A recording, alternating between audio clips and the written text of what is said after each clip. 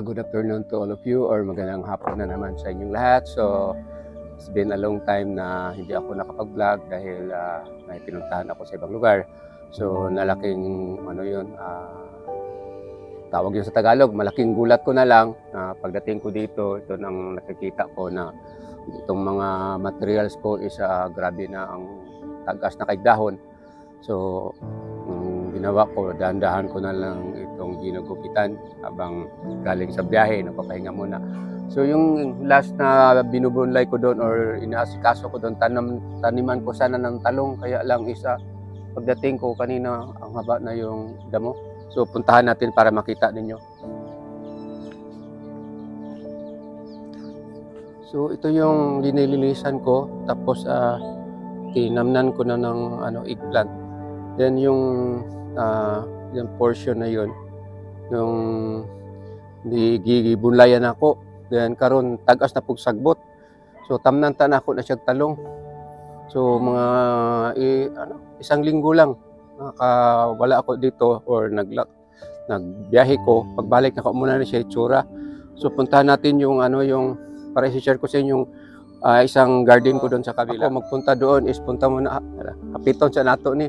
Kita nyo yung red ficus, naging na siya, yellow ficus dahil lang nung naiwanan lang ng isang linggo or 1 week. Yun ang itsura. So punta na tayo doon sa isang garden ko, kung doon ako nagtatanim ng mga gulay. So ito pa grabe na ang damo dito sa paligid, ang haba na. So yun, this is my balimbing or star fruit na na po siya. So kailangan ko mag double time dito sa aking garden. Ito pa this is what we call is poking tea, bonsai materials ko. Yan daot dito, baka mamatay na po niya. Yan. So dito, natutuwa na lang ako ng kaunti pagdating ko kasi ito nakikita ko. Ito ang sili nga kita ni bunga. Yan. So natutuwa ako kasi nag-produce na siya ng mga bunga. Although grabe yung damo sa mga eggplant ko na mga tawag halaman. So yun ang resulta sa aking mga sili. Yan. So dito pa, bali ilang piraso lang ito natanim ko dito kasi wala nang matatananiman. Natutuwa ko kasi mga malaki yung bunga. Yan. Ito pa. Kasi may lapit makita. Yan. So sa eggplant ko naman, ito ang bunga kahit walang abono. Yan. So maliit pa. Bali ilan ba ito? Doon sa kabila. Bali 3 pa itong nag-produce ng bunga. Ito pa. Yan. So this is variety o eggplant. Pakita nyo iba yung niya itsura. Yan. Yung sa taas, yung sa punga. Tignan nyo ibang itsura. This is Korean variety. Sinabi ko lang yung namimigay ako nito, it is a Dumaguete variety para hindi sila mag-Iloganay ba. But actually, this is Korean variety. Ibang itsura niya. Yan. So, ito ang first tawag na fruit of my eggplant. So, kailangan ko itong linisin. So, maybe this afternoon, mag-harvest na ako nito para pang-ulam ito mga sili ko. So, balik na tayo doon sa bonsai materials na titrabaho. So, yun ang nangyari sa aking So, yun ang nangyari sa aking mga halaman na naiwanan lang ng ilang linggo. So, sa ngayon, kararating ko lang. Balik naman ako sa pagbabalag. So, ginawa ko, hinay-hinay na lang nako na siyang pang trim-triman ni ako mga paboritong bonsai, which is like this one here. Ito is isa sa mga paborito ko mga bonsai, which is my tamarin. So, gulang na ni siya kaayo. Gumuni siya.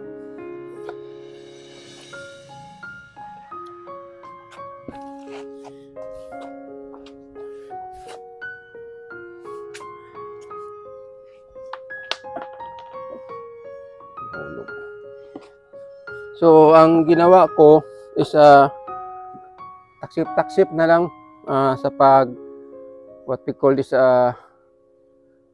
alot. Alot ko diri og gamay. Gupit ako dito ng kaunti. Tapos, maglilinis din na naman ang motorcycle o motorsiklo namin ng kaunti para abanid na ko tanan kay wala may laing makabuhat ani ako raman. Kita naman ninyo yung mga halaman ko na So anyway, itong motorsiklo namin, mahal namin ito. Kasi kahit mura ito, pero mahal namin ito kasi ngayon lang kami nakabili ng ganito kagandang motorsiklo na galing sa Rose. Yan.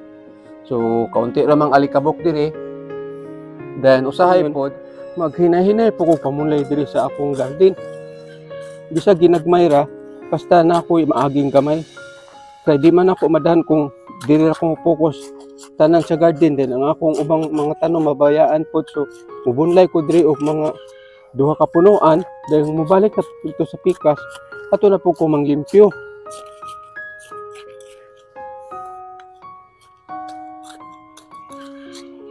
Kani siya, wala pa nin abunuhi. So, ako ning abunuhan pag humana ko bunlay ani. Nya, mamubo po ko ginagmay ra po diri.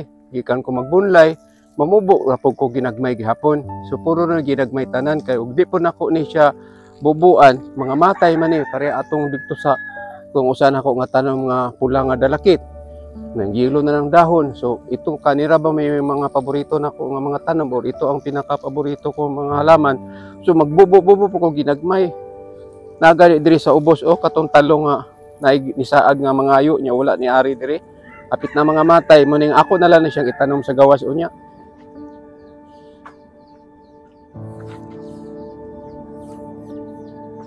So mauna ang akong gipangbuhat diri sa balay, magbubo, maglimpyo sa tanom, pero napagyapoy nag-ingon nga dili kuno na trabaho. So sige na lang, tawag na lang natog dula ni akong gibuhat kaning pagpanglimpyo sa balay o pag alaga sa mga tanom, dula ni siya dili ni trabaho. So kani siya ron nga akong nasa akong atubangan muni akong usa sa paborito kay naganahan ko niya kay daghang bunga kaya lang kung mag-alot ko ani siguroon ko nako ang iyang sanga nga malabay nako sa insaktong kung asa malabay kay inig naog sa among motor matunok unya loy kay among motor. So murag human naman kay kinahanglan ko mo pahuway gikan sa biyahe layo biyat akong gibiyahean. Ikari na pud usang gamay nga ako ipakita ninyo. Amo ni siya ang gitawag og piskil. So lami kay ni siya gamon og ginagmay nga bonsai. Mag-ilis kog bangko nga gamay para makakita ko sa itsura niya kasi kuan na kay taas na kay ko. Ang buhaton ani sige na ni siya alot. Kinahanglan lang siya og dakong kuan pat kay nakoy mga seedlings ani didto kuan kanang daghang nga matay. So lami ni siya i-back up sa kanang landscaping dito sa magama kag tawag tidjing nga bonsai. So karon ang style nako ani is trimming lang kay di man ni ma-wire kay gagmay man kayo. So hindi pwede pwede siguro i-wire pero mahirapan ka kasi sobrang liit tapos walang wire nga kasya dito. So may mga portion dito nga tatanggalin or alutan para makita niya punuan.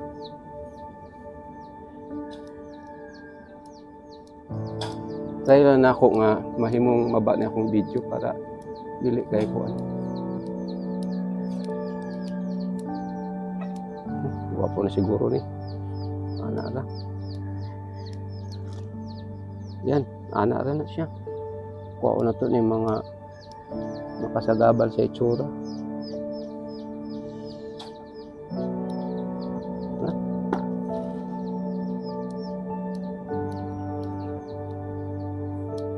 Yan. So muni siya akong para collection na pod ba. Matawag na tog small kuan. Small mini forest nga pilaran ni kabok. 1 2 3 4 5 5. 5 lang.